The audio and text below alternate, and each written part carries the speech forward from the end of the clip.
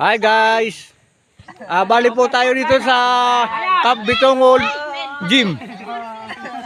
Ito po sila mga idol oh. Makikita po niyo sa ating video footage. Ito po sa gym ng Camp Bitongol. Ayan po sila oh. Kasalukuyan po naglalaro. Ayan po, ayun bali ang coach po. Bali ang coach po dito, ayun po yung maputi ang buhok si Uya Tuka. Naka-live po tayo, naka-live. Pag hindi mo kaya ngayon,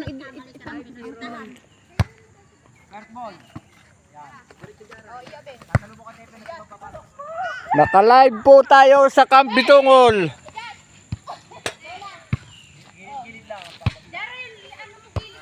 Mamaya po ang maglalaro. Ito po dalawang player ng Camp Bitongol. Ayan po.